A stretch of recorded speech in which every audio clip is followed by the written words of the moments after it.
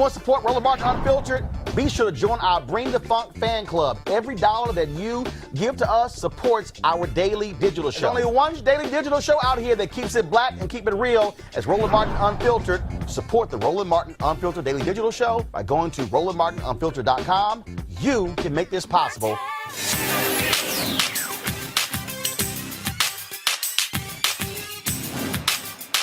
Been frozen out. Facing an extinction level event. We don't fight this fight right now. You're not going to have black owned.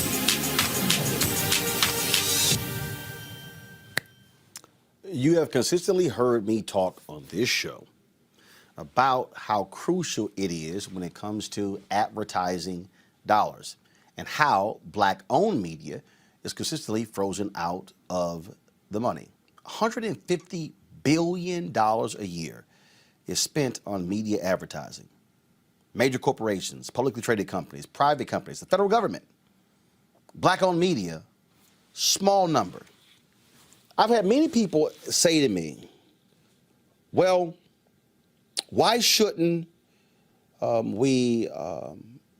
why don't we see black-owned media companies the size of a Fox News and a CNN, a New York Times?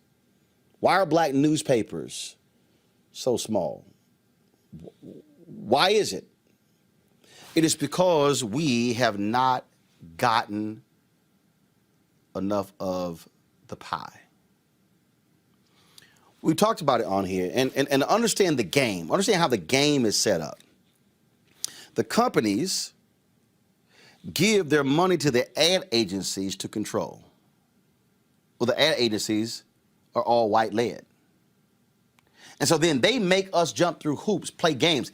I won't bore y'all, but trust me, I cannot tell you the conversations that we've had with ad agencies where the company is saying, oh, we know Roland, we like Roland, want to do business with Roland, but the ad agency got their whole other agenda going on. And so we sitting here, we're trying to make stuff happen, and it's just fill this out, put this together, and they never come back with money. Then you have those industries where we are significant drivers of their bottom line. Take, for instance, General Motors. General Motors, more than 11% of their buyers are African American. Cadillac, oh, we know their numbers. But black-owned media spending, not even 3%. Yesterday, in Sunday's Detroit Free Press, Byron Allen took this ad out, signed by several people, including yours truly, specifically calling out the CEO of General Motors, Mary Barra, for refusing to meet with us to discuss advertising opportunities. As you see, it was signed by Byron Allen, Butch Graves, head of Black Enterprise, Ice Cube, his basketball league, yours truly, Todd Brown, of course, founder of Urban Edge Networks, HBCU League Pass, Junior Bridgman, who recently purchased Ebony Magazine, Don Jackson, of course, Central City Productions. Why is that the case? Why is that the case? It's the case, folks, because where's the money? And let me be real clear here. We're not talking about black targeted. Let me be real clear to everybody who's paying attention. If you watch the NAACP Image Awards on Saturday night, and you saw all of these companies advertising, and that was a long list of them, that money is not going to black-owned. Let me unpack that. The money, I don't even need to repeat, the money is going for checks for African Americans who work there. The money is not going to build black wealth. Some of y'all missed that. Let me just read for this. These were the advertisers during the NAACP Image Awards. Wells Fargo, Ford, Google, Ruffles, Target, American Family Insurance, Snickers, T-Mobile, L'Oreal, Walmart, Facebook, Geico, Wendy's, McDonald's, The Good Feet Store, Amazon, Vaseline, Chime, Healthcare.gov, Kellogg Special K, LegalZoom, General Insurance, Metamucil, Toyota, Sheba Cat Food, Little Caesars Pizza, Jack in the Box, BET MGM, Cadbury Chocolate, Walgreens, Burger King, TurboTax, Frosted Flakes Kellogg's, Travelocity, M. Gallaty, Hyundai, Pizza Hut, Stanley Steamer, Procter & Gamble, Hennessy, Hershey's Chocolate, Lincoln. All of that advertising money flowed to Viacom CBS. Who was the principal shareholder of Viacom CBS? Sherry Redstone. Black employees, not black wealth. Black news channel, recently launched. Majority owner is the owner of the Jacksonville Jaguars.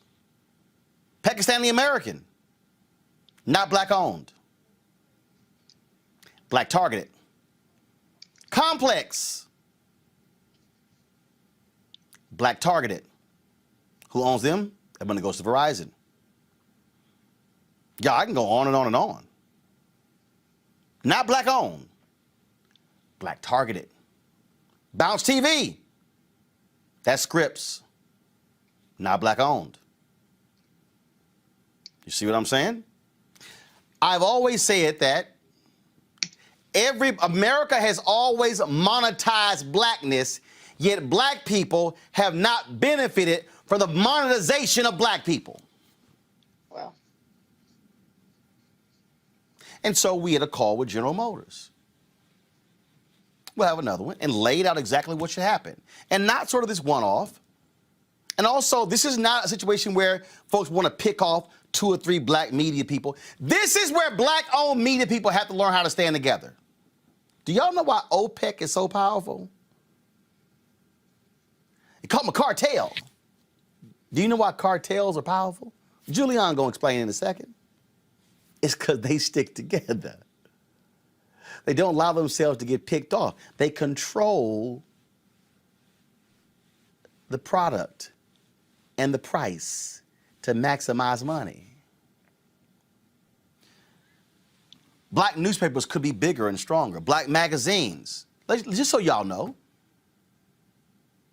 if it wasn't for the conferences at Black Enterprise, they'd be out of business. They told me that point blank. 90% of the money of Essence comes from the Essence Festival, not the magazine. Blavity make their money from Afrotech, their conference. That's what you see going on, folks. We launched this show September 4th, 2018. We've been able to grow this show methodically. We are in the black. But if you showed me a white media company that had the growth that we've had in 2.5 years, I can guarantee you they will be doing more than a few $1 million a year in revenue. I can guarantee you. So when we talk about where's our money in economic social justice, what we're talking about is going after the very dollars we are already spending. I just read for you all of those companies. And so here's what the NAACP should be asking to every single one of the companies that advertise during the NAACP Image Awards on BET. What is your black-owned media spend? I want to know the black companies you're using for your commercials. I want to know the black catering companies. I want to know the black technology companies. I want to know the black ad agencies. I want to know the black companies that are driving dollars. What I'm trying to get y'all to understand is this here. This is my last point before I go to the panel. When we have these black events and corporations are buying tables, and we're excited that so-and-so's our platinum level sponsor, so-and-so's our gold and silver and bronze partner, so-and-so is the lead sponsor of tonight's dinner. Well, guess what? If black-owned media got our fair share, we wouldn't need their tables because we could be the lead sponsor. This is not, I'm not going to be like a preacher, but this is, and then I love somebody, some Emily, sounds like Roland doesn't understand the game. No, boo, you don't understand the game. I understand the game. I've been in this since I was 14 years old. See, let me break it down to y'all, for y'all simple Simons who don't quite get it. In Brett Pulley's book, The $1 Billion Bet, the unauthorized biography of BET, he writes that BET, when Viacom bought them, was getting $1,500 for a 30-second spot. The same spot on MTV was getting $8,000. Do the math. BET was getting, when it was black-owned, when it was owned by Sheila Johnson and Bob Johnson, they were getting $1,500 for a 30-second ad, and it was $8,000 on MTV. Now I'm about to really trip y'all out. BET was sold for $3.3 billion. Had BET, see y'all about to, had BET been getting the $8,000 for those spots versus the $1,500, BET's worth likely would have been $10 billion. I'm about to really blow y'all away. BET's likely value would have been $10 billion. I told y'all they sold for 3.3, which means that had Bob and Sheila Johnson sold, don't miss this, sold 1/3 of BET, they would have sold it for $3.3 billion. And they would still own 2/3 of BET. I don't think some of y'all just heard what I said.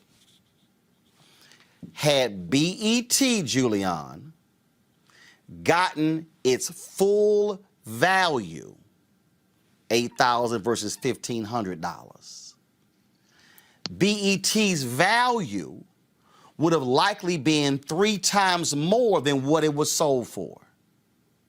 So had they gotten their full value, they could have sold, in order to be liquid, they could have sold 1/3 of the company for $3.3 billion, which is what they got when they had to sell the whole damn company. So had the ad agencies and the companies not undervalued the black consumer and not played black media small, BET would still be black owned because they could have sold 1/3 of BET for $3.3 billion, still had the company, and have been worth another $6 to $7 billion. But in order for them to maximize the value, they had to sell the whole thing. And now Viacom owns it.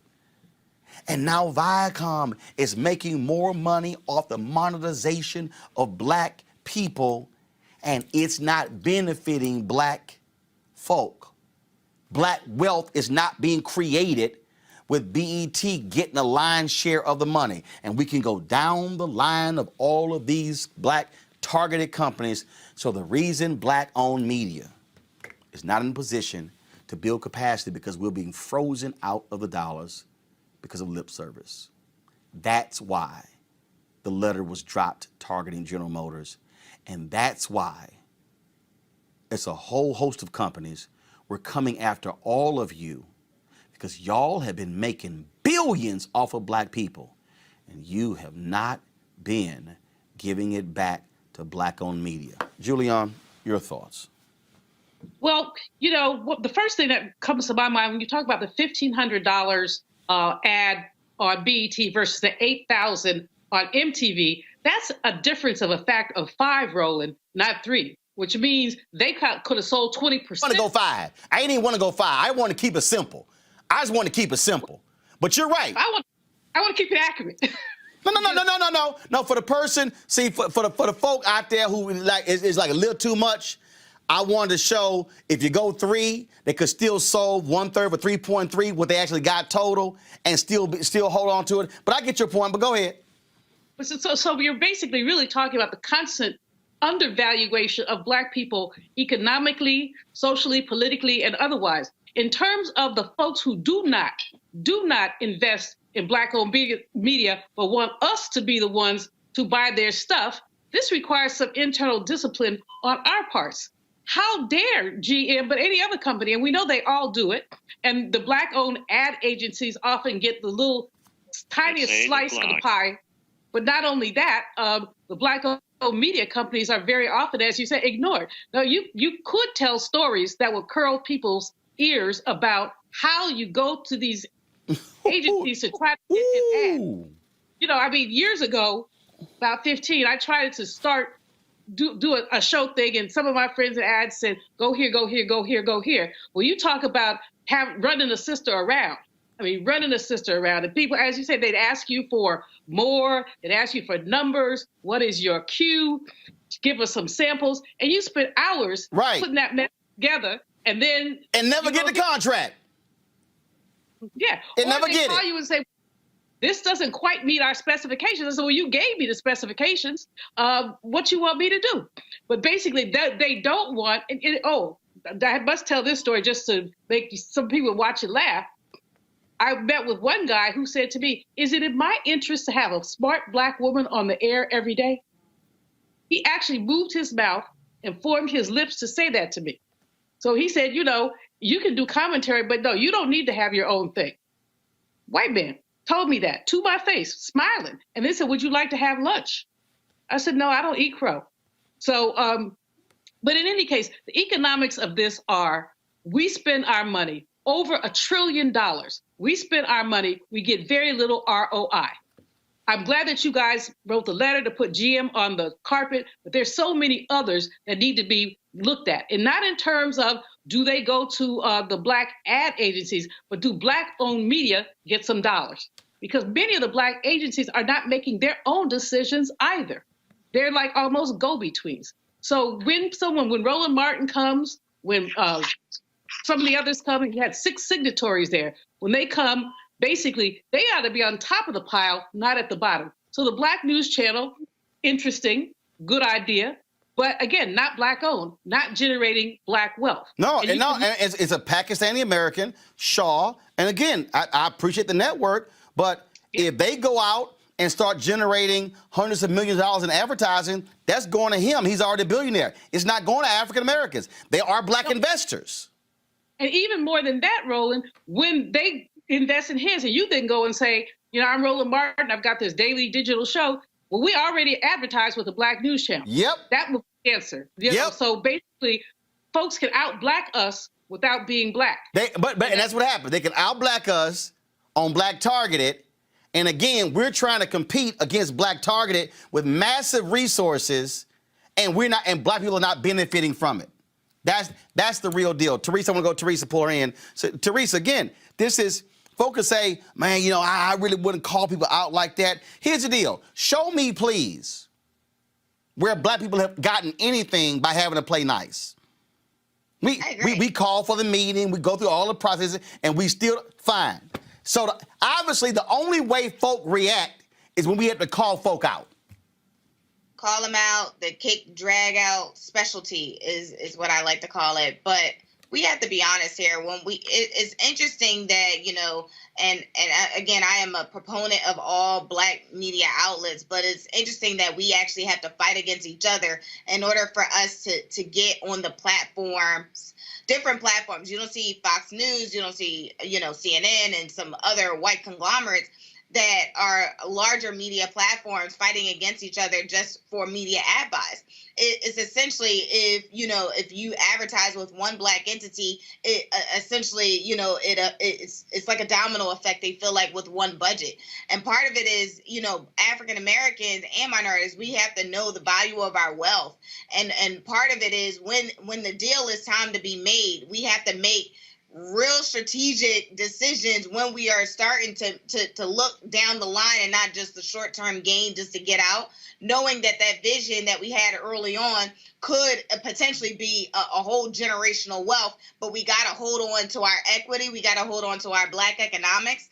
But that, I believe, that is what is missing as of right now. But how bigger companies can support Black medium outlets and i.e. daily digital shows like yours, Roland, is to continuously, you know, not just buy the tables and buy the sponsorship and say, hey, we support 5,000, 10,000, 20,000, but continuously figure out what that economic equity plan looks like for African Americans, what it looks like for Black media outlets, and saying, listen, you know, shares are, you know, maybe become available. I know that's probably a long shot, but it's also an opportunity. Or we keep creating content and hold our content and not selling it. But we got to stop selling ourselves short, especially if we don't know the actual number we are actually worth in this billion-dollar economy. Andrew, when Fox sold their company to Disney, I need everybody to listen to me.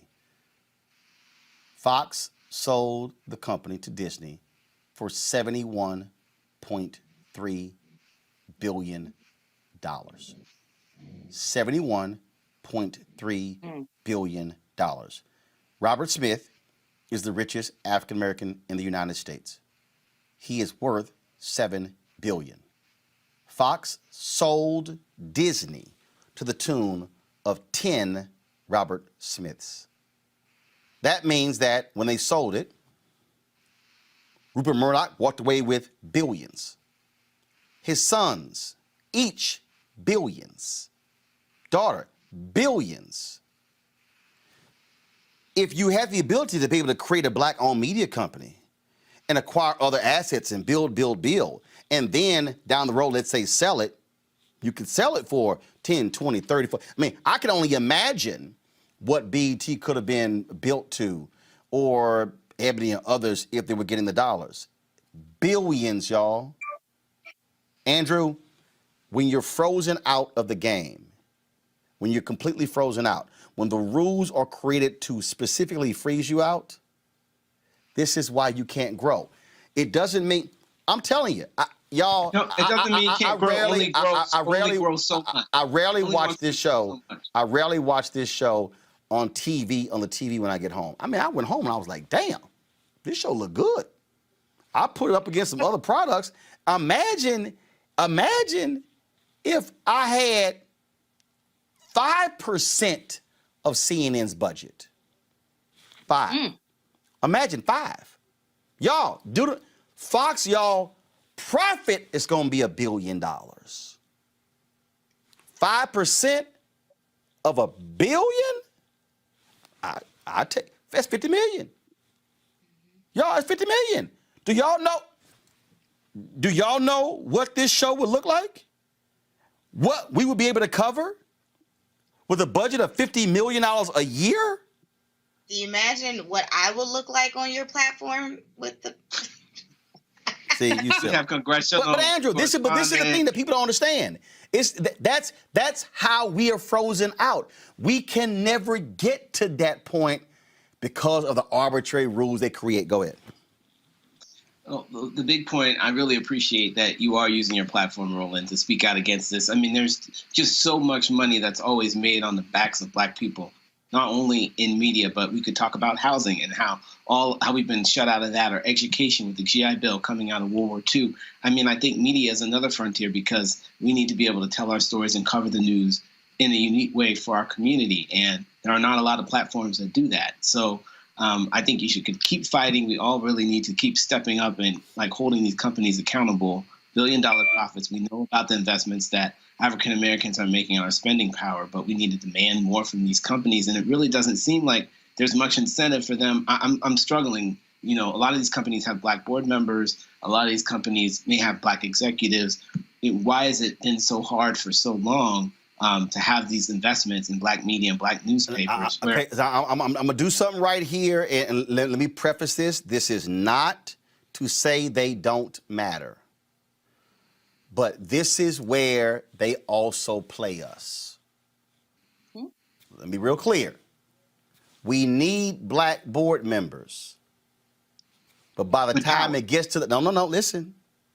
We need Black board members. By the time it gets to the board, the decision has already been made. Okay.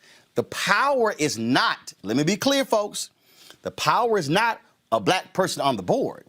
The power who is in the operational chain. See, it's P&E. It's P&E. P&E, y'all, if you do not have P&L, if you do not have P&L responsibility, yo, you ain't got power in the company. All these diversity, equity, and inclusion jobs, ask how many staffers do they have. Ask what's their budget. Ask how much do they control. It's P&L responsibility. P&L, who's the chief marketing officer? See, you can have all the Black board members. No, who's the CMO? Who's the COO? See, that's where the power is. But see, and so again, they get us, hey, we appointed a Black board member. But are your senior level executives, are they Black? Or do you only have one? Julian, final comment, go. There's a book called Blacks on Boards. It's a really old book that I reviewed years ago. But it talked about how these corporations go to look for Black people who pretty much look like them. Come on. In other words, they're not looking for Roland Martin. Oh, hell no. They're not looking for Julianne Malveaux. They're looking for somebody who basically has already been finished, polished, taught how to act. I think one of the most effective Black board members is John Rogers at Ariel Capital Management because he does not mind calling people out. But the fact is that the executives are almost incidental unless they're the CEO. The board members are almost incidental, their representation, but unless they're on the finance committee, unless they're making some kind of decisions, unless they're in the meeting before the meeting, it's just representation. It's not necessarily change making. So don't believe the hype when you see this Black face and everybody claps and says, oh yeah, so-and-so just got on this board. Good for them, but how are they willing to take them on, or are they happy to be their Black person? Last point here, just so y'all understand, Roger Ferguson, go to my iPad. Roger Ferguson was the CEO of TIAA. He was replaced by Thasunda Brown Duckett. This is the first time in history that a Fortune 500 company replaced a Black CEO with another Black CEO. The brother who just stepped down at Merck, his number 2 is Black. He was not made the CEO. All I'm saying, y'all, is you need to understand the game, and we're going to deal with this advertising money in order to be able to grow. All right, folks, back to our Roland Martin Unfiltered video in just one moment. It's time to be smart. When we control our institutions, we win. This is the most important news show on television of any racial background. Y'all put $2, $3, $4, $5, $10, $15, $20, $30 on this and keep this going. What you've done, Roland, since this crisis came out in full bloom. Anybody watching this, tell your friends. Go back and look at the last 2 weeks, especially of Roland Martin Unfiltered. I mean, hell, go back and look at the last 2 days. You've had sitting United States senators today, Klobuchar and Harris. Whatever you have that you can bring to Roland Martin Unfiltered to support it, please do, because this information may literally save your life. Watch Roland Martin Unfiltered daily at 6 p.m. Eastern on YouTube, Facebook, or Periscope, or go to RolandMartinUnfiltered.com. Support the Roland Martin Unfiltered Daily Digital Show by going to RolandMartinUnfiltered.com. Our goal is to get 20,000 of our fans contributing $50 each for the whole year. You can make this possible. RolandMartinUnfiltered.com.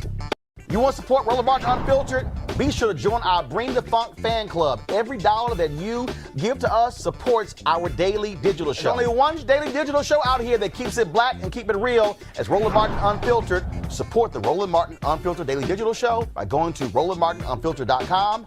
You can make this possible.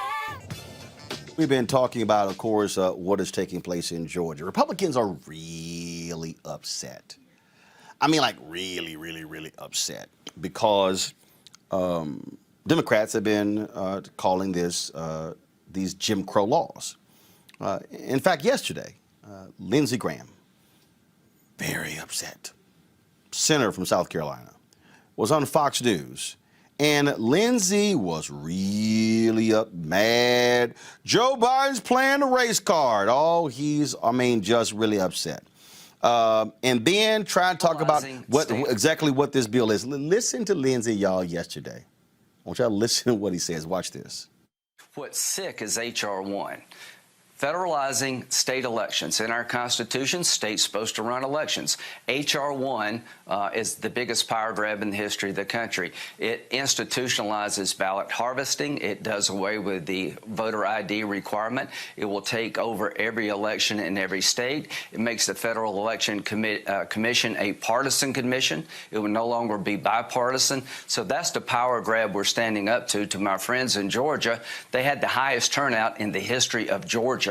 We had 150-something million people vote. So every time a Republican does anything, we're a racist. If you're a white conservative, you're a racist. If you're a black Republican, you're either Prop or Uncle Tom. They use the racism card to advance a liberal agenda, and we're tired of it. H.R. 1 is sick, not what they're doing in Georgia. Okay, so Little Lindsey, he says that Georgia had the highest turnout, so why are you screwing with the laws? See, y'all notice this, I told y'all. In 2008, massive turnout for President Barack Obama. He wins North Carolina by 14,100 votes. Highest North Carolina had ever. Republicans, what do? They go, whoa, no, we can't have that. We've got to change the law. That's literally what Lindsey Graham is there saying. Let's actually change the law because I know y'all had all that turnout, but let's actually affect it. Well, you don't start changing stuff just because the law was changed. All right, folks, back to our Roland Martin Unfiltered video in just one moment. It's time to be smart.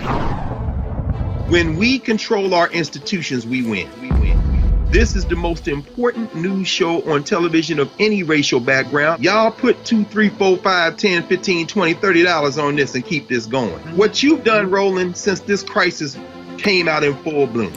Anybody watching this, tell your friends. Go back and look at the last 2 weeks, especially of Roland Martin Unfiltered. I mean, hell, go back and look at the last 2 days. You've had sitting United States senators today, Klobuchar and Harris. Whatever you have, you can bring to Roland Martin Unfiltered to support it, please do, because this information may literally save your life. Watch Roland Martin Unfiltered daily at 6 p.m. Eastern on YouTube, Facebook, or Periscope, or go to RolandMartinUnfiltered.com. Support the Roland Martin Unfiltered Daily Digital Show by going to RolandMartinUnfiltered.com. Our goal is to get 20,000 of our fans contributing $50 each for the whole year. You can make this possible. RolandMartinUnfiltered.com. You want to support Roland Martin Unfiltered? Be sure to join our Bring the Funk fan club. Every dollar that you give to us supports our daily digital show. There's only one daily digital show out here that keeps it black and keep it real. As Roland Martin Unfiltered. Support the Roland Martin Unfiltered Daily Digital Show by going to RolandMartinUnfiltered.com. You can make this possible. Speaking of getting tightened up, has not been a good week for Florida Congressman Matt Gaetz.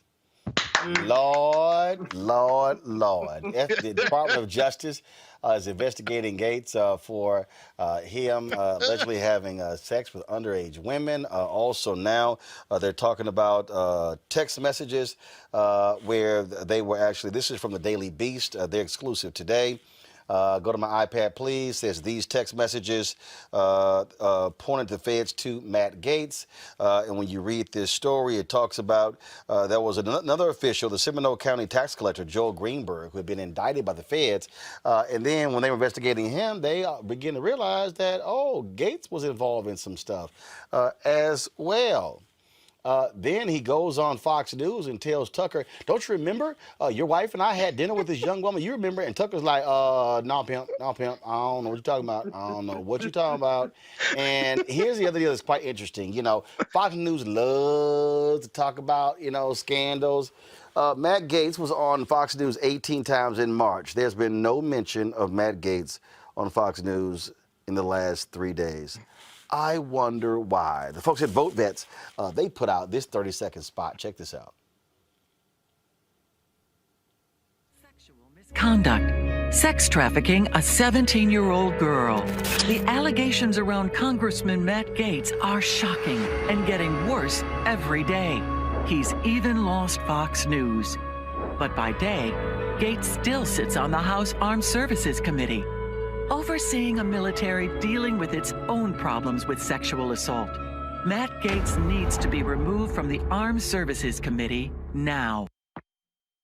Then you have the New York Times reporting that Matt Gaetz was actually showing photos, videos of women he slept with to colleagues on the House floor.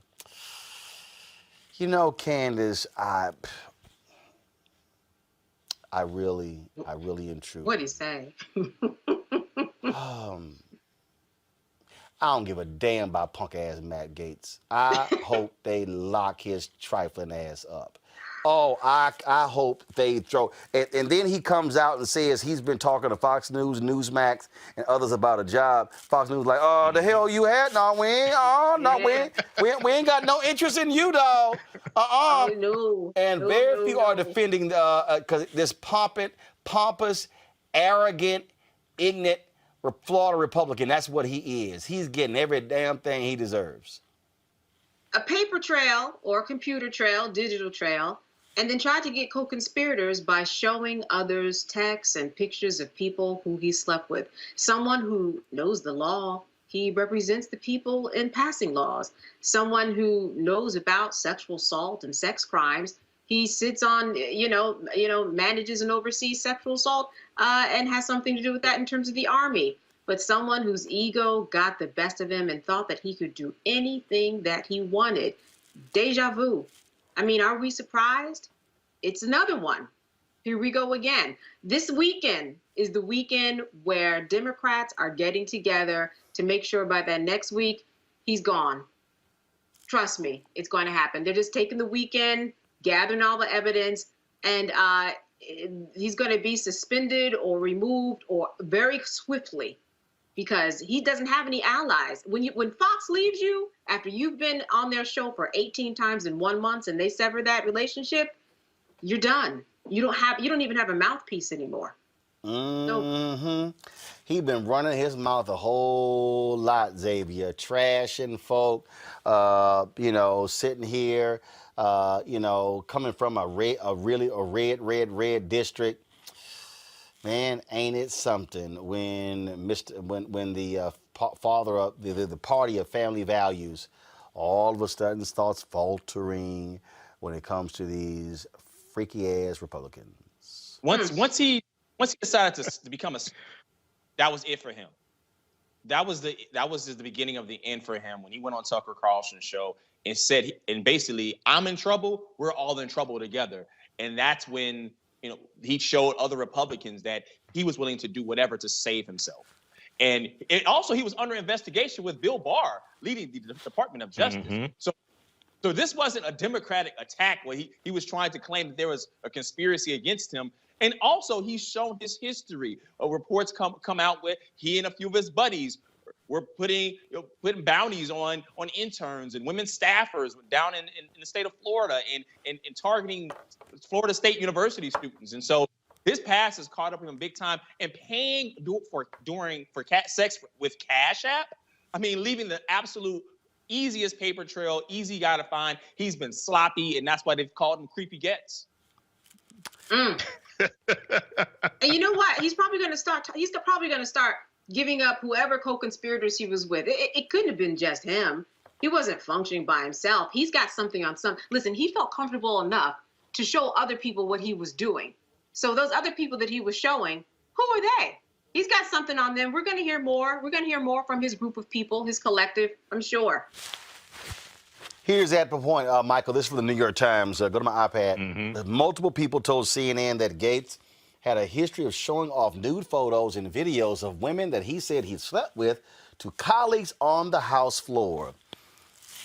Ooh, he talked a lot of smack on TV and Twitter. Michael, Matt gonna need a good lawyer. Matt's gonna need a team of lawyers. Okay, number one. So this is a number of different things here, Roland. First of all, this is karma. This is universal law. This is the chickens coming home to roost. So I'm loving this. But there was one report that the allegations of Matt Gaetz using drugs like ecstasy. That will make a whole lot of sense, because half the time when I hear Matt Gaetz, he sounds like he's on drugs. Okay, I'm serious. Half the time when I listen to him, I think he's using Donald Trump Jr. stash. Yeah. Exactly. And then we see today that Matt Gaetz' communications director, quit. Luke Ball, resigned as well. Okay. Tired of getting them. Do you have any comment? Do you have any comment? Right. Do you have any comment? Do you have any comment? Nothing to say. But so then you have the investigation from starting with the Bar Department of Justice. This could very well involve having sex with underage girls. Okay. And then if he showed pictures of underage girls, they're not underage women. Okay. Just so people understand. If they're under 18, they're girls. Okay. But if he showed pictures of women under 18 or girls, whatever, then that's child pornography. That's right. Okay? The FCC jumping in. So he'd be in possession of child pornography and then showing child pornography to other people. The other people he showed it to, they're not witnesses. He tried to draw in Tucker Carlson on Tucker Carlson's show and try to make, and Tucker Carlson could possibly be a witness now. But the other thing is, and I can't take credit for this punchline, David Jolly on MSNBC said this, former Republican, but he said the reason why Tucker Carlson said that he didn't remember that dinner is because maybe Tucker Carlson wasn't at that dinner with his wife. Maybe Tucker Carlson at dinner with another woman. Right? He's like, oh no, I don't remember that. Okay, but so this is a whole big mess, and I'm loving this. I'm loving this. This is karma. This is universal law. Roland, it is what it is. I ain't got no problem with it. All right, folks. Back to that Roland Martin Unfiltered video in just one moment. It's time to be smart. When we control our institutions, we win. This is the most important news show on television of any racial background. Y'all put $2, $3, $4, $5, $10, $15, $20, $30 on this and keep this going. What you've done, Roland, since this crisis came out in full bloom. Anybody watching this, tell your friends. Go back and look at the last 2 weeks, especially of Roland Martin Unfiltered. I mean, hell, go back and look at the last 2 days. You've had sitting United States senators today, Klobuchar and Harris. Whatever you have, you can bring to Roland Martin Unfiltered to support it. Please do, because this information may literally save your life. Watch Roland Martin Unfiltered daily at 6 p.m. Eastern on YouTube, Facebook, or Periscope, or go to RolandMartinUnfiltered.com. Support the Roland Martin Unfiltered Daily Digital Show by going to RolandMartinUnfiltered.com. Our goal is to get 20,000 of our fans contributing $50 each for the whole year. You can make this possible. RolandMartinUnfiltered.com. You want to support Roland Martin Unfiltered? Be sure to join our Bring the Funk fan club. Every dollar that you give to us supports our daily digital show. There's only one daily digital show out here that keeps it black and keep it real. As Roland Martin Unfiltered. Support the Roland Martin Unfiltered Daily Digital Show by going to RolandMartinUnfiltered.com. You can make this possible. Woo! Pressure bust pipes! External groups, Black Voters Matter, New Georgia Project, Fair Fight, others, have been applying pressure to corporations in Georgia, asking them to stand up and speak out against the Republicans' voter suppression bill that was passed and signed into law by Governor Brian Kemp. They have been targeting Coca-Cola and Delta and Home Depot and others. Yesterday, Arthur Blank, of course, the owner of the Atlanta Falcons, co-founder of Home Depot, he released his statement. Initially, Coca-Cola and Delta sided with the Georgia Chamber of Commerce. Folks said, that wasn't quite good enough when it came to speaking out on voter suppression. Folks have been talking about boycotting Delta and Coca-Cola. Delta released an internal statement essentially praising the bill, saying some stuff was changed. Woo, let's just say it got a little heated on social media, and the Delta CEO came out with a new statement. I'll read that in a second, but here is a statement dropped today by the CEO of Coca-Cola. Yeah, I completely agree. I mean, let me be crystal clear and unequivocal. This legislation is unacceptable. It is a step backwards, and it does not promote principles we have stood for in Georgia around broad access to voting, around voter convenience, about ensuring election integrity. And this is frankly just a step backwards. We've spent many decades promoting within Georgia a better society and a better environment for business, and this is a step backwards. And we're very clear on that, and our position remains the same. This legislation is wrong and needs to be remedied, and we will continue to advocate for it, both in private and now even more clearly in public. Folks, that so you're was clear now, James. But that was the CEO of Coca-Cola speaking on CNBC. This was after a group of black executives, corporate leaders, the Black Economic Alliance, released their statement, also calling for these corporations to change these corporations to do more to fight voter suppression. Here is the statement released by the CEO of Delta. Pull it up, please. This just 2 weeks ago, we honored civil rights icon Ambassador Andrew Young by naming a building on our campus in his honor and establishing a permanent exhibit to his lifelong work in the lobby. The building was chosen because it is the first place most new Delta employees visit when they come to work for us, and we wanted them to see on their first day just how closely our mission of connecting the world intertwines with the work of heroes like Ambassador Young, a former Delta board member whose steady hand helped save our airline in the dark years following 9/11.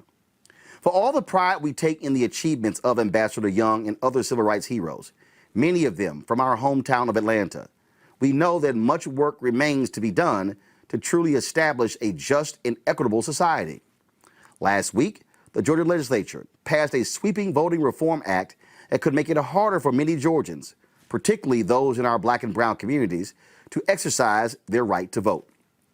Since the bill's inception, Delta joined other major Atlanta corporations to work closely with elected officials from both parties to try and remove some of the most egregious measures from the bill.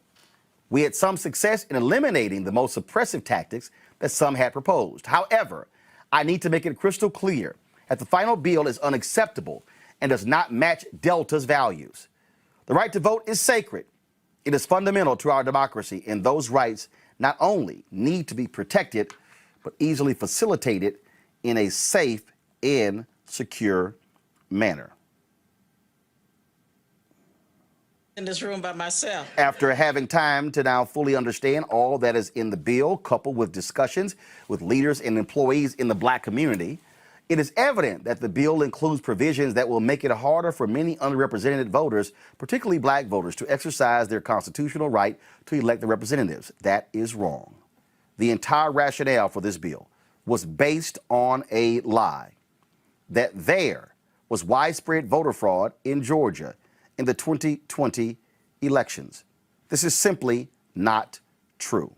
Unfortunately, that excuse is being used in states across the nation that are attempting to pass similar legislation to restrict voting rights. So there's much more work ahead. and many more opportunities to have an impact. I want the entire Delta family to know that we stand together in our commitment to protect and facilitate your precious right to vote. That's why we invested heavily in our Get Out the Vote efforts last year, and we can all be proud of Delta's contribution to the historic voter turnout in 2020. In the weeks and months ahead, we'll be working with leaders across the political spectrum in states nationwide in this effort. We're also closely monitoring legislation in Congress named after the late Atlanta civil rights hero and Delta friend John Lewis that will expand voting rights nationwide and working with representatives and senators to represent our communities. I know this result in Georgia has caused frustration, anger, and pain for many members of our Delta family. I commit to you that that as we move forward, Delta will continue to do everything in our power to hear and protect your voice and your rights, both in Georgia and nationwide. Thank you for all you do for your communities, your loved ones, and for our Delta family every single day. But folks, that is, of course, the CEO, Ed Bastian, of Delta. Joining us right now is Francis Johnson, the board chair for the New Georgia Project. Francis, glad to have you. So, Francis, glad to be with you. Let me just be clear here. I appreciate that statement from the Delta CEO. I appreciate the words for the Coca-Cola CEO. I appreciate Black executives, Ken Chenault and the others, for signing that letter. I saw the Executive Leadership Council release their own statement. But let's be real clear, Francis. We're only here discussing their statements because of the pressure groups like yours and Black Voters Matter and others put on them to stand up and speak out. The reality is this: had these companies, had that statement been released when the House and the Senate was considering the bill, had that statement from Coca-Cola been released before the governor signed it into law, we may not be talking about this after the fact, which is why we need companies and Black executives to show up in the middle of the fight and not after the fight is over. You're absolutely right. You know, after a summer of Black Lives Matter protests and the platitudes offered by these corporations about their support for Black and brown people and what we're going through, and after watching the 2020 election unfold as it did, the insurrection at the United States Capitol and the voter suppression across this state, we expected the corporate citizens who called Georgia home to do what was right. And instead, they were mealy-mouthed. They were trying to hedge bets. And ultimately, they were on the wrong side of this. And you're right. It has been nothing but the pressure from consumers, Black consumers and others around the country and around the world, that has told Delta, you have to do better. Consider the impact of Delta on the state of Georgia. 33,000 employees, just Delta. $62 billion in economic impact. 53 billion of that is attributable to Delta. If they had spoken up earlier, we may not be facing the greatest retrogression voter suppression act since Jim Crow. This is Jim Crow's Resurrection Act, and Delta has itself to blame. And again, I need people to understand. I'm not saying we don't appreciate it, but the point is, we saw this coming. I mean, for the last 3 months, I have been on this show saying, y'all, here it comes. Y'all, Ossoff, Warnock won, Biden and Harris won. Oh, I said, y'all, they gonna change the laws. It's coming. The election night, Republicans like, oh, hell no. We changing this. And so for all these folks, they act like all of a sudden, you shocked? Absolutely. Absolutely. You know, when you just go one step deeper in analysis, and you're spot on, and you called it just like you're supposed to. You called the spade a spade. But you consider Delta's previous action on RFRA, for example. They came out and stood with civil rights folks to oppose legislation that would target the LGBTQ community. And the state of Georgia slapped a reinstatement of the 4% gas tax on them, which cost them $60 million for their statement. Georgia's gas tax is second highest in the nation behind Illinois. Of course, that's home to the second largest airport, second busiest airport in the nation behind Hartsfield. So let's not mince words. This is about money. And at some point, somebody at Delta made the calculated decision that the risk of offending the Republicans who controlled this was far greater than the blowback they would get from black and brown people and people of goodwill who would see this as cowardice. But they misjudged, and they have hell to pay for it. They're late. We appreciate it. Now what they need to do is turn their influence and take their seats at the table to make sure the Senate moves past the filibuster if it has to enact the John Lewis Voting Rights and Advancement Act. But not only that, to call upon the state of Georgia to do something about this terrible legacy that it has given itself in the modern era as the state that resurrected Jim Crow. And this is here's a perfect example. This is a tweet that Cliff Albright, co-founder of Black Voters Matter, sent out today. Come on, computer, please. This is why Black Voters Matter in Organized Texas were the AT&T building in Dallas on Monday. AT&T isn't just silent on voter suppression. AT&T is complicit on voter suppression. And this is what he was referring to. This tweet by Antonio Arellano. AT&T has donated $574,500 to Abbott Patrick, Governor Greg Abbott, and Lieutenant Governor Dan Patrick, and the sponsors of Texas voter suppression bills since 2018. AT&T donated $150,000 to Patrick, who was so enthusiastic about Trump's false claims of voter fraud that he offered a $1 million reward for evidence. And so what this is saying is, okay, folks out there, if you watching DirecTV, if you're sitting here watching HBO Max, if you're watching any of these networks, if you've got AT&T phone service, if you're using anything with AT&T, AT&T's money is going to Republicans who believe in voter suppression. What you and Black Voters Matter and others are saying is, tell the likes of AT&T and other companies, withhold your dollars and say, if y'all seek to pass voter suppression bills, you are not going to get any support from AT&T. We are going to oppose it, and we're going to fund the people running against you. Is that what you and others are saying? Oh, that's exactly what we're saying. Not only is our vote our voice, but the money that we spend and where we decide to spend it is also a part of that voice as well. And honestly, what we needed to do was have listened to the folks who turned this election in the first place. It was young voters, it was new voters, the voters of our future who were saying to these companies, put your money where your mouth is, long before the election and this General Assembly session. And so not only does Coke have to deal with this, you got other companies like Aflac and Home Depot, and the list goes on and on of companies that are going to have to address their corporate cowardice. And you said something a few shows ago that just stuck with me. And folks need to realize how all of these pieces are connected. Not only did the Republicans signal that they will take over local elections, but they've already signaled that they will take over even the Atlanta airport. And that came up last legislative session. Yep. And so there are lots of things that are moving behind the scenes. And make no mistake about it, this was a calculated decision on the part of these corporations to be silent at first. And now they're pivoting.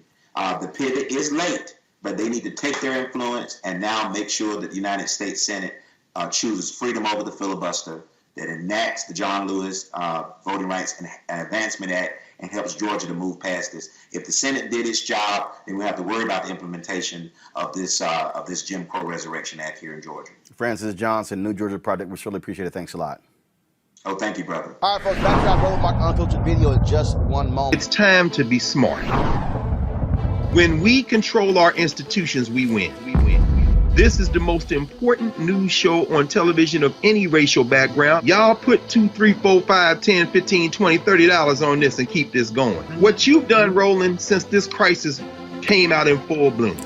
Anybody watching this, tell your friends. Go back and look at the last 2 weeks, especially of Roland Martin Unfiltered. I mean, hell, go back and look at the last 2 days. You've had sitting United States senators today, Klobuchar and Harris. Whatever you have that you can bring to Roland Martin Unfiltered to support it, please do, because this information may literally save your life.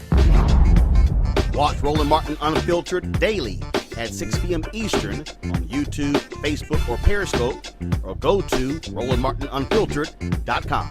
Support the Roland Martin Unfiltered Daily Digital Show by going to RolandMartinUnfiltered.com. Our goal is to get 20,000 of our fans contributing $50 each for the whole year. You can make this possible. RolandMartinUnfiltered.com.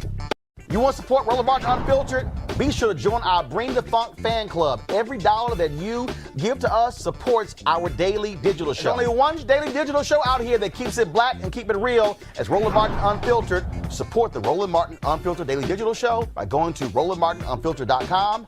You can make this possible. We're still dealing with the craziness when it comes to what happens in these cases. We talked about the Derek Chauvin case. This is now going to a jury. Well, in St. Louis, my God, the federal jury, in the case of 3 white cops accused of beating a black colleague working undercover as a protester in 2017, returned a partial verdict yesterday, ruling 2 mistrials and declaring one of the officers not guilty of all charges. They deliberated for 2 days before finding St. Louis police officer Stephen Corte not guilty on all counts. Former cop Chris Myers was found not guilty on a civil rights charge, and the jury did not reach a verdict on a charge of destruction of evidence. The jury also did not reach a verdict on the civil rights charge against former officer Dustin Boone. Well, what the hell? Joining us now is Heather Taylor, was spokesperson for the Ethical Society of Police. Heather, glad to have you back on Roland Martin Unfiltered. Thank you for having me. This brother beaten, city settles for $5 million. So is this jury trying to tell us that did he just beat himself? Exactly. The arguments that, he didn't have his hands up, he was running, just the typical arguments that come whenever it's a black victim. In this case, it just happens to be a black officer. The way the defense argued was that, essentially beat himself, and so did the officers who testified. I've never seen so many officers lying in one hearing, in one trial in my life. It was just utterly disgusting. Christopher Myers is the brother who was beaten, and he has described the injuries. Folks, you see the photo here? This is not just a busted lip, folks. Show the photo, please. This is not just a busted lip. I mean, he has suffered significant spinal injuries and other damage as well. And these 3 white cops get off. They get off for almost killing this brother, a fellow police officer. Yeah, our lives, we're still black. When it's all said and done, Luther Hall is black. This is a predominantly white jury. And we saw that. We've seen this all across the country. We're a microcosm of what happens all around the nation. Even when it's a black officer, we're still black. And there are 2 different criminal justice systems, one that's black and one that's for everyone else. What do you make of Corte's lawyer saying, quote, that he's ecstatic and that he can now return to the St. Louis Police Department if he so chooses? There's no way in hell I would want this cop on the force, but we also know about the racism in the St. Louis Police Department. Yeah, it's scary. The community should be afraid. Officers within that department should be afraid. And if this guy comes back, the tone that it sets, there's no way that the police department can recover from that. Community, they should be outraged. Other officers should be outraged about that.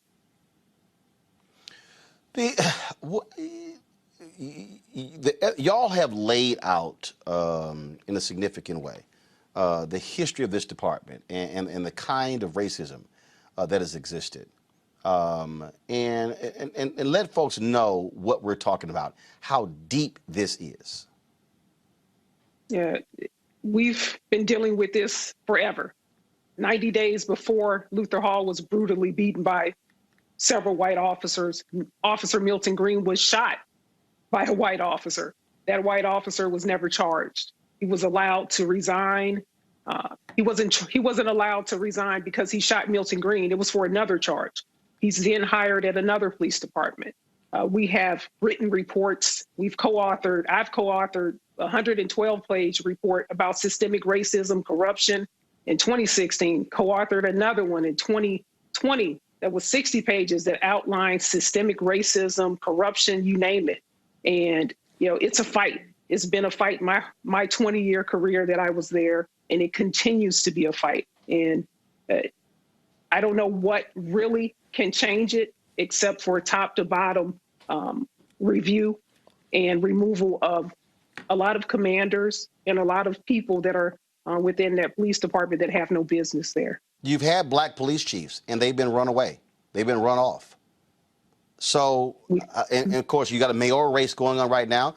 Tashara Jones is running. There's a final debate tonight between both candidates. The election is April 6th.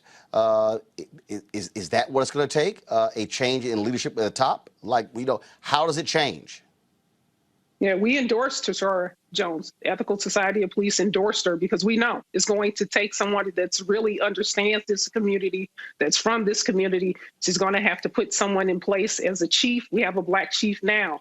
We still have the same problems. We have to have someone, he's a nice guy, but we need somebody that's a leader, that's going to put their foot in someone's backside when they're wrong. You got to fire these people. We can't talk about training. You cannot train away racism. You cannot train away rapists. We have rapists in racism.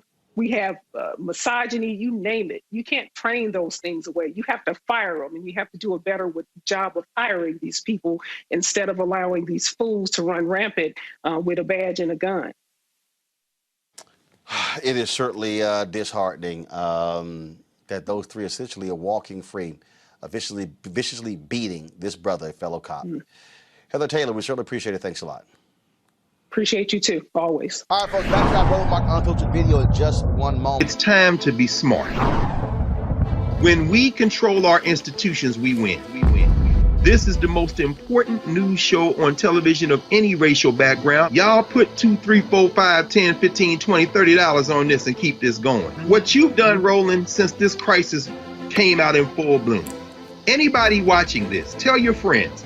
Go back and look at the last 2 weeks, especially of Roland Martin Unfiltered. I mean, hell, go back and look at the last 2 days. You've had sitting United States senators today, Klobuchar and Harris. Whatever you have that you can bring to Roland Martin Unfiltered to support it, please do, because this information may literally save your life.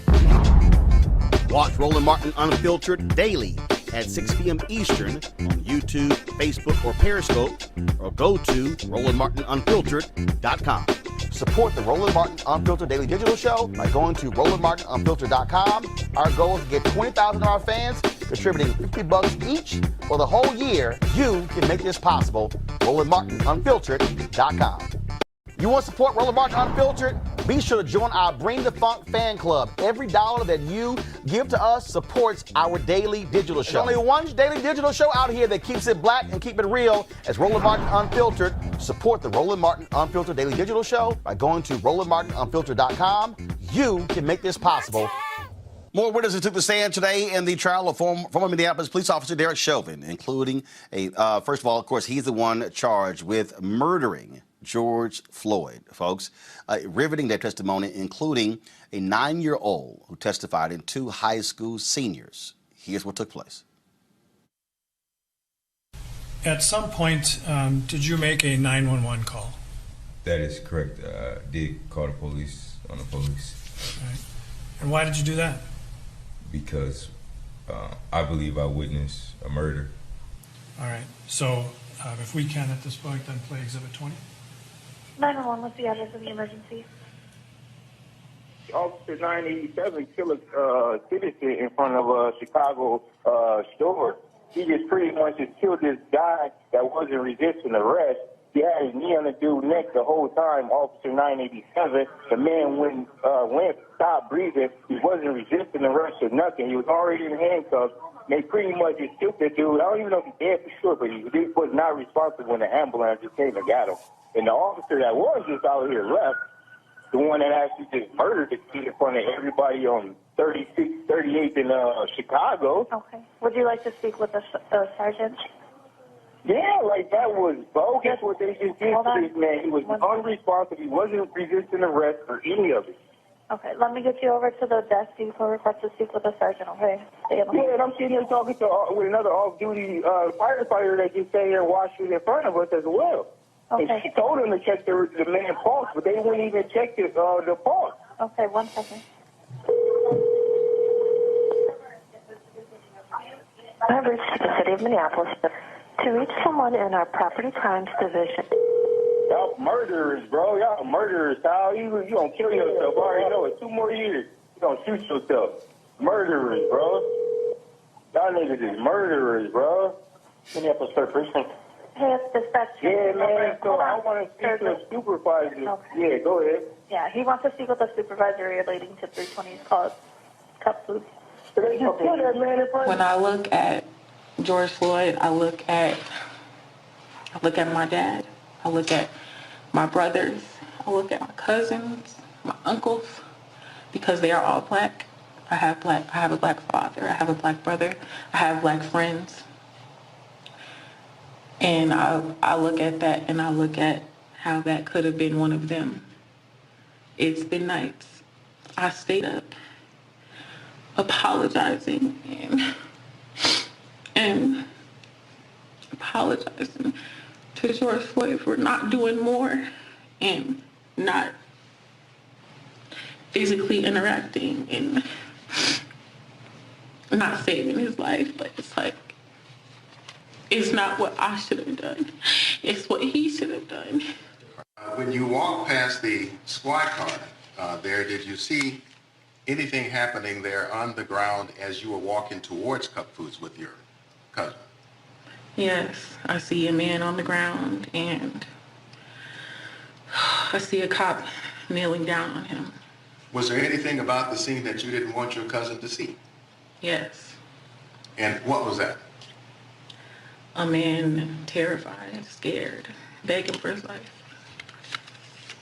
Is that why you directed your cousin to going into Cup Foods? Yes. And then when you saw what was happening there at the scene, what was it about the scene that caused you to come back? It wasn't right. He was suffering. He was in pain. Let me stop you there for just a second, Darnell. And so when you say, first of all, he, are you referring to the person you come to know as George Floyd? Yes. Did you know anything about Mr. George Floyd before May 25th? No. Had you ever met him before? No. Ever seen him before to your knowledge? No. So when you came back to this scene here that we can see in Exhibit 16, what did you do when you first got there and we see where you're standing? What did you do? I pulled out my phone. And what were you doing to pull out your phone? Recording and capturing what I was seeing. So tell the jury what you observed, what you heard when you stopped to look at what was happening there at the scene.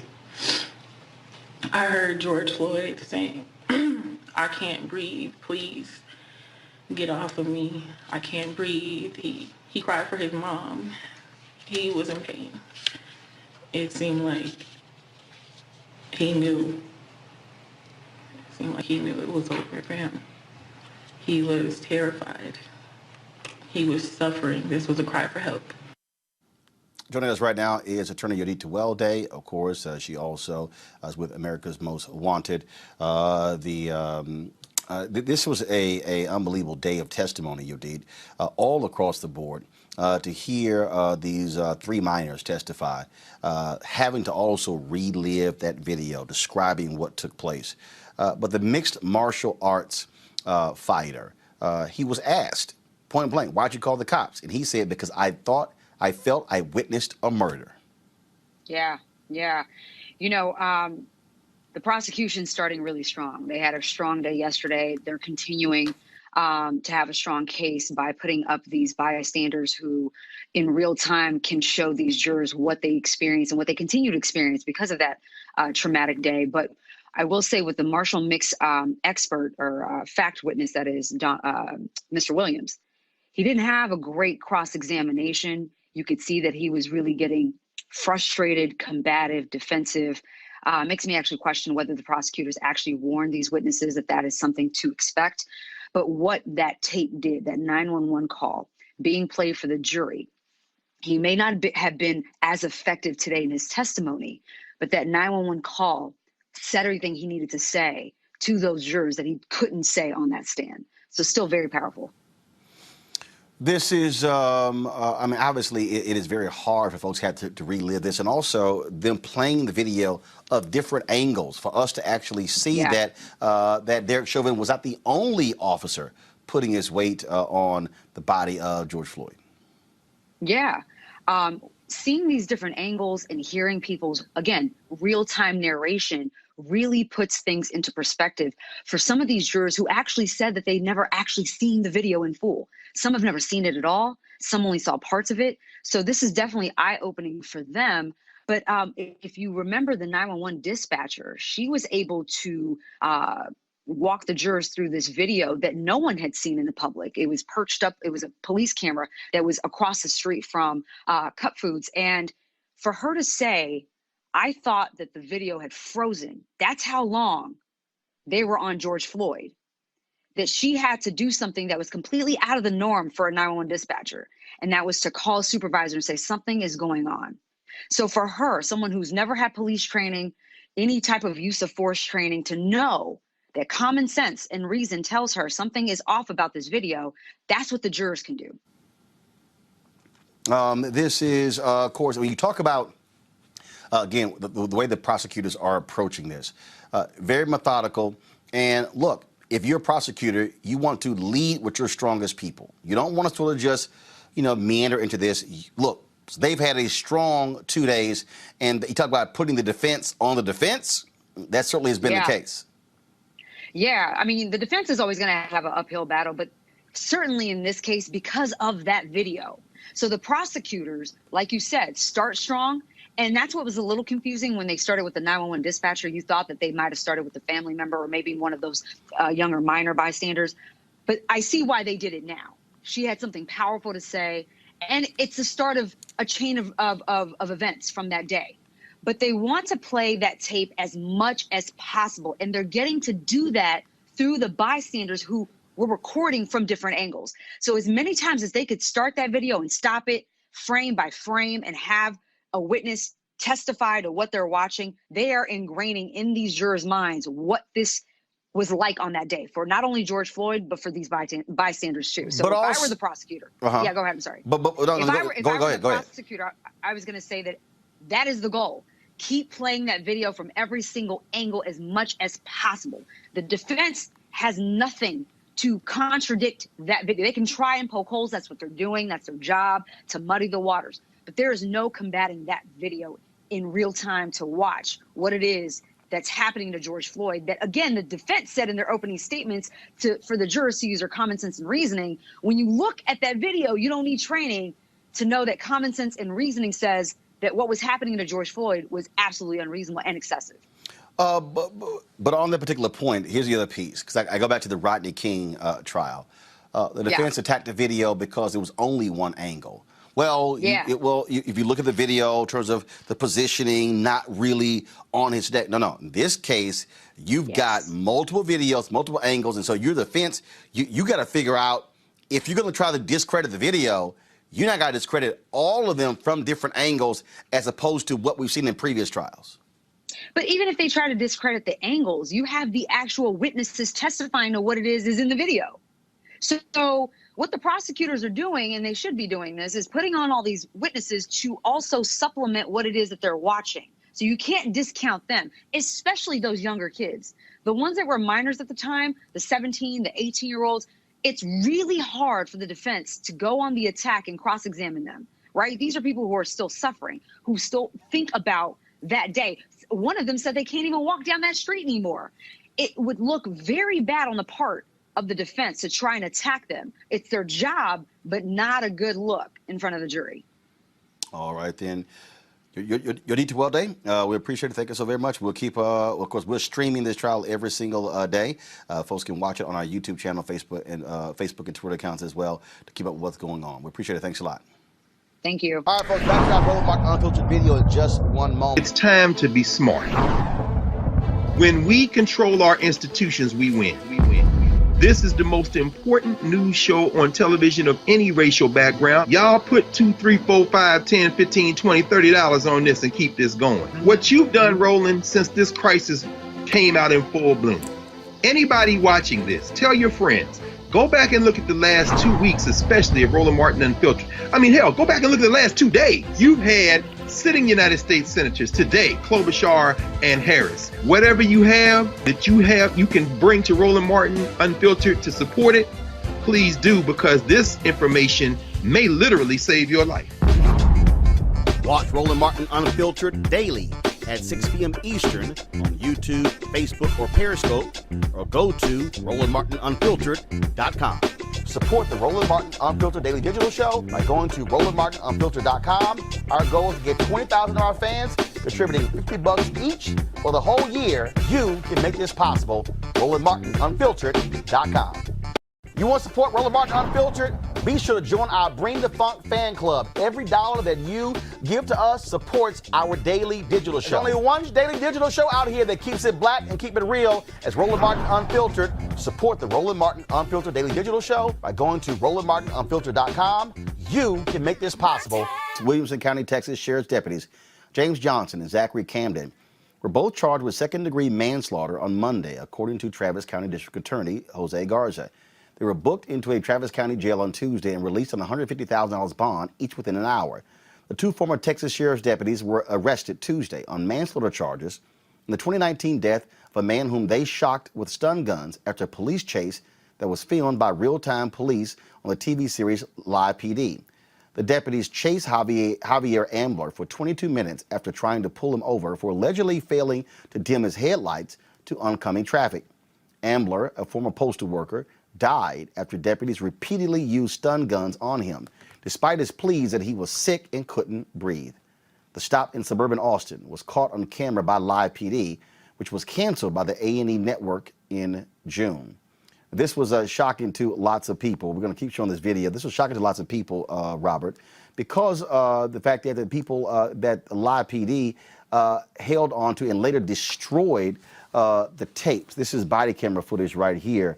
Again, so this is one of those things where people often will say, hey, don't use stun guns, things like that.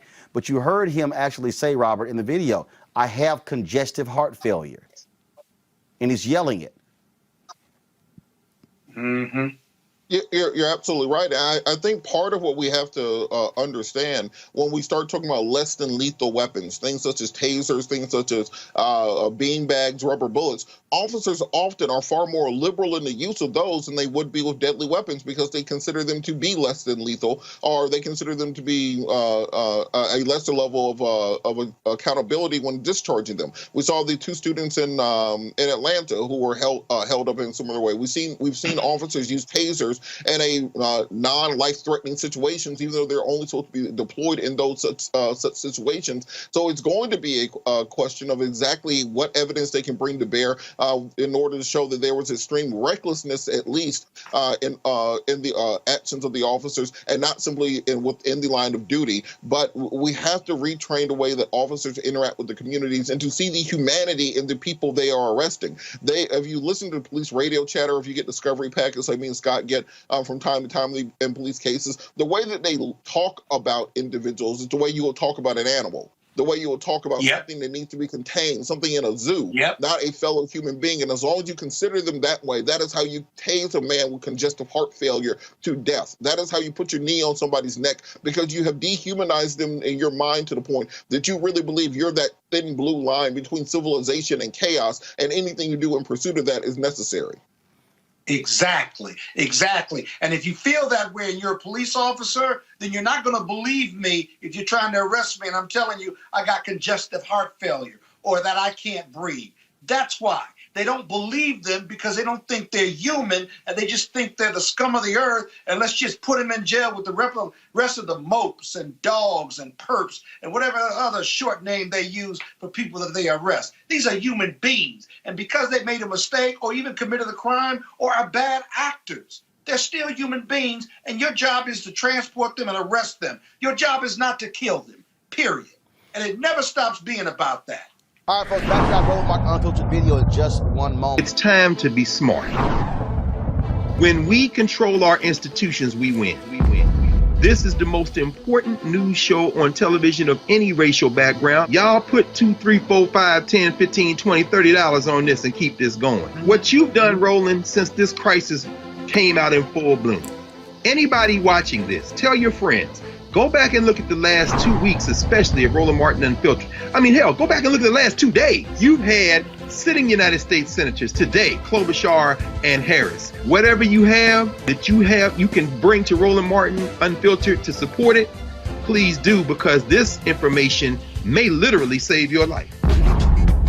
Watch Roland Martin Unfiltered daily at 6 p.m. Eastern on YouTube, Facebook, or Periscope, or go to RolandMartinUnfiltered.com.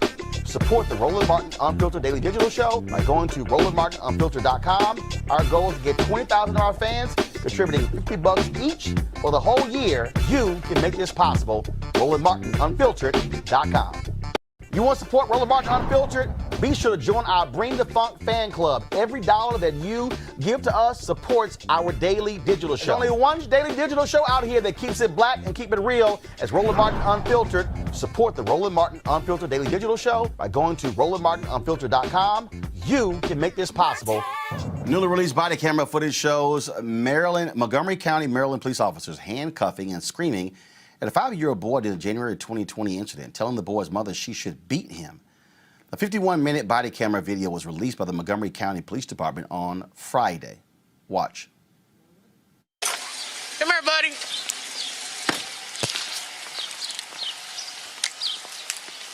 Yeah, we'll be out with him. It's going to be at 733 Silver Spring Ave.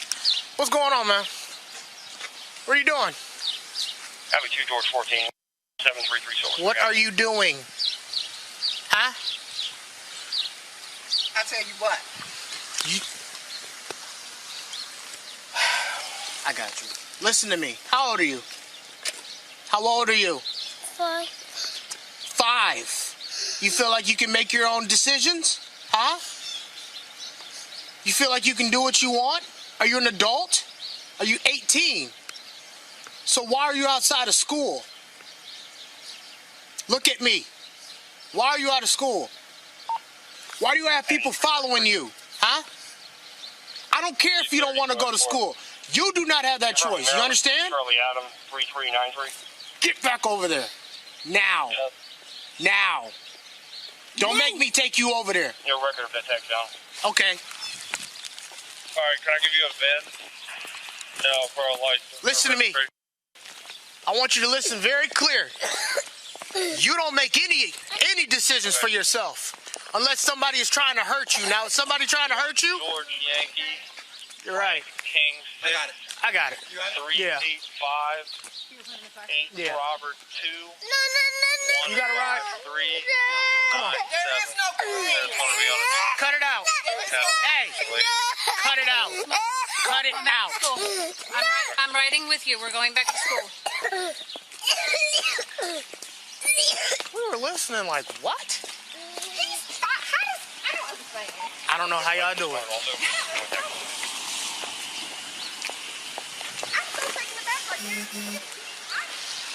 You got him?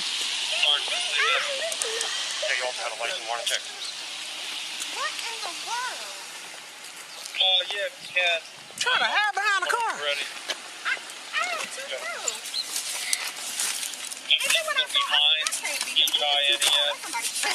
That's him. David Edwards Lincoln. Get in. Nancy Time Edwards. Now. I'm not asking. Silent. Get in the car. Sam. And I'm going with you. Let's go. Oh, we're going to have problems. Don't worry about it. Don't worry about it. I don't want to hear it. I still don't want to hear it. You better stop. You better stop. You better cut that out. Yeah. What's up? What's going on? Huh? Why you not listening? Huh? What Miss said is asked for a snack, and she said, "Sit down, and I'll give it to you." And he started attacking her, and then he went. So that's how we deal with adults? He took a phone from the back of the head and shoved her down. So what mommy gonna do? He took a clipboard and attacked. What mommy gonna do? With it. Huh? So now, what's going on? He walks out of the school You left regularly. out of the school? You grown? He told him, yeah. You an adult? You want somebody to take you? Huh? Yes or no? Open your mouth. What I keep telling you, stop playing retarded for free. I don't get a check. Right? Yes or no? So why you can't listen? I work hourly. If I don't work, I don't eat. If I don't eat, you don't eat. Remember mommy tell you that? You think I got time to keep coming here for this? No. How many times I gotta talk to you? You want me to keep beating your ass? You want her to let me do it? You want the police officer to take you? You know why? I don't like bad children. Bad, disrespectful children. I think they need to be beaten. And you know that's what I told your mama. When you get older, when you want to make your own decisions, you know what's going to be your best friend? These right here. You know what these are? These are handcuffs. You know what they're for? You want to go with Uncle Berto at? Huh? Huh? You know what these are for? These are for people that don't want to listen and don't know how to act. You want to go with Uncle Berto at? That's what that is. Where Uncle Berto at? They put you at like that, and then now you can't move, you can't free, you can't go anywhere. You do what we tell you to do. Is that how you want to live your life? Huh? So how are we going to fix that? If somebody tells you to sit down and shut up, any adult, you better sit down and shut up. Talk to him. Let me Now, tell you why. His father if your teachers tell you to do something, so you know they strict. you better listen. Joining me now is Montgomery County, Maryland Councilman Will Jawando. He's been asking for the video since the incident, and he joins us right now. So, Will, your reaction to this? I mean, it doesn't get easier watching it. You know, I've seen it many times, and it's never easy. It's disgusting. I mean, and there's actually gets worse as you go along. At one point, the officer screams within an inch of this young boy's face, 5-year-old boy, just screaming in his face. No one's wearing a mask. We're in the middle of COVID. I mean, the teachers don't intervene. The mother obviously is not handling the situation the way we'd like to see a parent handle it. But, you know, my focus has been on the government responsibility, people who wear the Montgomery County seal on their arm, treating a young boy like this, who is clearly in distress. No adult in this situation was looking out for this young boy and intervening and showing him love. He's 5 years old. He's 5 years old. And it's disgusting. It's horrific. And, you know, I've called on these officers to be fired. I've called for a full investigation of these administrators and the school staff that watched this happen. Police are not supposed to be involved in any way in school discipline. The fact that this went on for an hour, nearly an hour, and was allowed to, is clearly a violation of policy, but it's just morally wrong as well. And so it's just very disappointing and just shows the criminalization and the robbing of the childhood of particularly black youth. Any idea how he just gets to walk out of school? Well, that's another point. What's going on with the security and the doors in the classroom? That is one of the things I've called for. What's the full investigation? Now, you do have kids, you know, that try to wander out of classroom. That happens, but there should be someone there in multiple systems and redundancies to catch that before a child gets out of the school and down the street like that. So that's an issue as well. And so you're calling for the officers to be fired, but if you listen to the mother there, sounds to me like she's right there along with the cops, not particularly happy with her son disobeying adults. Yeah, well, look, my job is I can't parent. You know, I'm a father of 4. That's not my job. My job is to people who are supposed to be protecting and serving and caring for children. My job is to oversee our police department, our budget, our laws, and how we conduct our business. And that was not appropriate. I don't personally agree with some of the things that the mother said, but here's what we also know, Roland. You know, I know we're on Unfiltered here. We also know the complicated and tortured history that people of color have with police. And if you just go back to why there's some theory and there's a lot of literature written on why black folks have used corporal punishment as a way to do it at home so that it doesn't happen at the hands of the state. And you know, if you watch this thing, at one point the officer says, "I don't beat him because I don't want to go to jail." And the officer says, "You can beat your child. You don't have to go to jail." She gives her the wrong advice, tells her she can break the law and physically abuse her child. So I think it's a lot more complicated than any one of those scenes shows. But certainly, you know, look, as I said, there's no adult in this situation that did the right thing for that child. Not one adult. And where does the case stand right now? So there is a lawsuit that's been filed by the mother that's proceeding. I have asked, and my colleagues, we've asked for a full investigation from both the school side and the police department. One of the most troubling things about this is that it happened in January of 2020, so over a year ago, and we didn't find out about it until the lawsuit was filed in January of 2021. That's when I started requesting the tape for the last 3.5 months. And the lawsuit is filed by who? Filed the lawsuit against whom? The mother filed a lawsuit against the county and the police department and the school system. For what? And that's the only reason I found out about it. Hold on. The mom filed a lawsuit against the county for what? For false imprisonment, endangering the child. I forget what the other things. It's a few things. I'm confused. Wasn't the mama standing right there? For about half of it. The first half, she wasn't there. You know, you cut to it. So for about the first 20, 25 minutes, she was not there. She was called to be there. So the initial outside and bringing them into the school and all that happened before she got there. So I'm not here to speak on the validity. No. I mean, I just want to be clear because I'm going. I mean, if you listen to that, I mean, when the cop puts the cuffs on her, she's like, "No, do you want to go where Uncle Bert is?" I mean, it sounds to me like she's a participant in the conversation. I was just trying to understand that. So yeah, no, I'm with you. I understand that, but she doesn't. Even if she was saying cuff this 5-year-old child, that our police officers shouldn't be doing it. So it's not excusable because someone doesn't understand the law and is telling.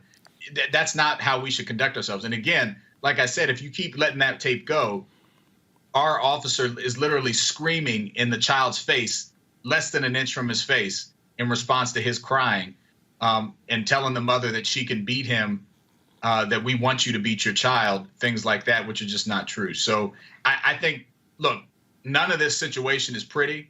I said every adult in this situation failed this child, but certainly from him being able to get out of the school building, from the police being able to treat him that way when he's clearly in distress. You know, I'm the father of an autistic child. You know, I don't know where this child's history, but I can tell you that a lot of this symptoms that he's displaying. I'd be curious if he's been assessed, and you just don't treat children that way. And so I think that's the issue.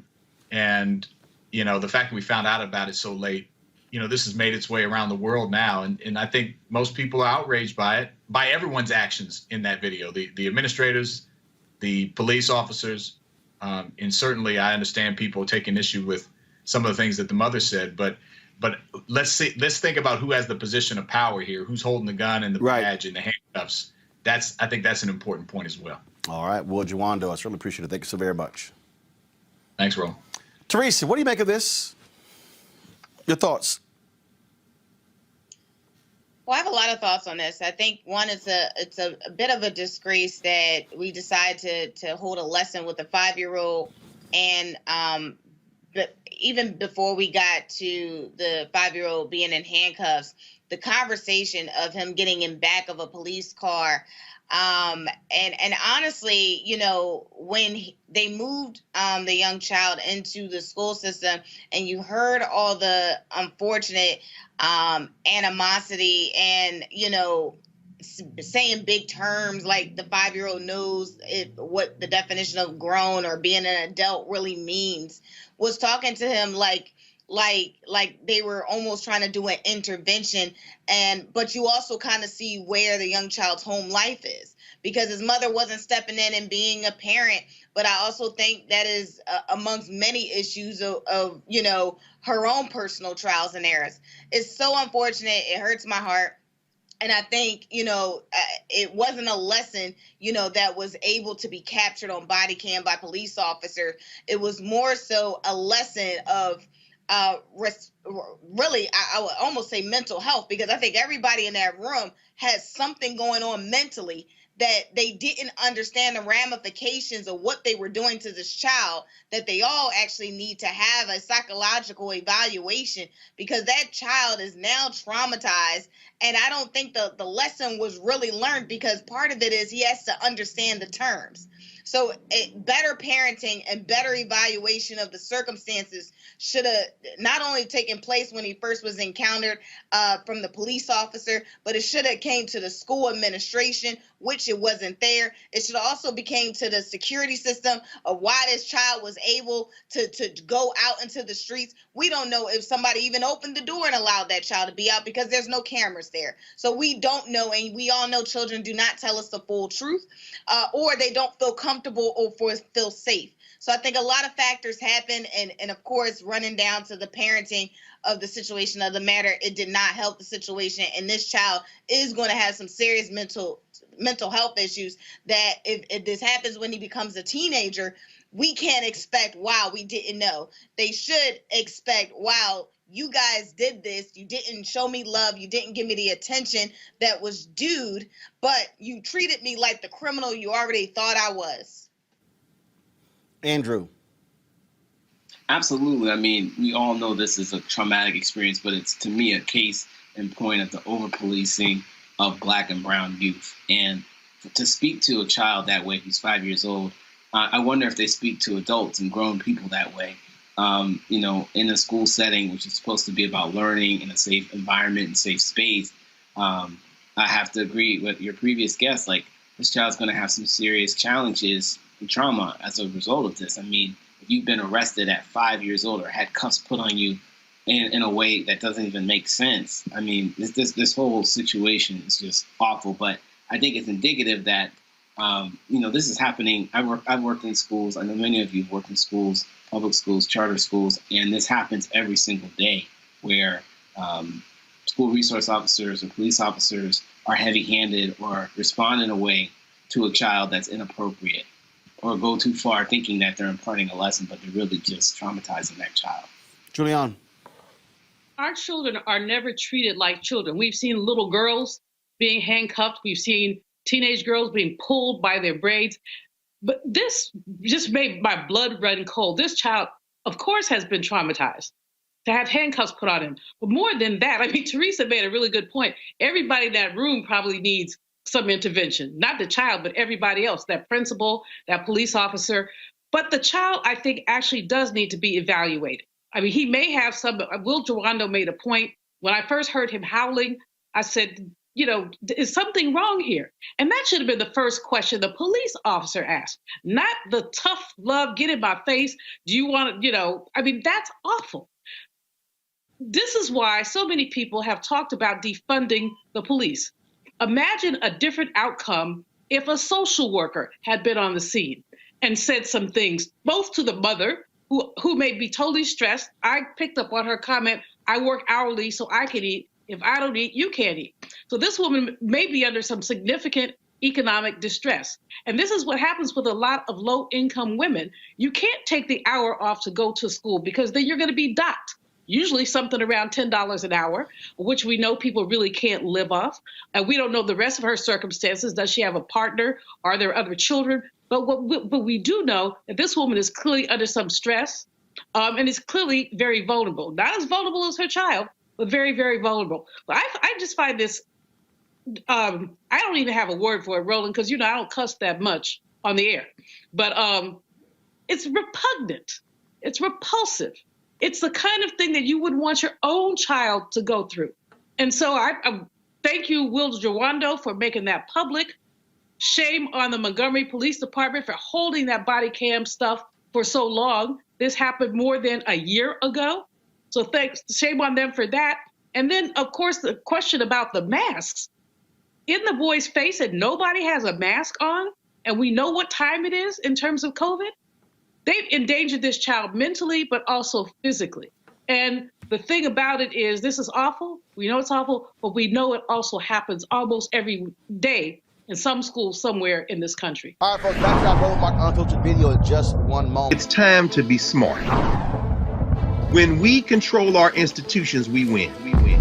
This is the most important news show on television of any racial background. Y'all put $2, $3, $4, $5, $10, $15, $20, $30 on this and keep this going. What you've done, Roland, since this crisis came out in full bloom.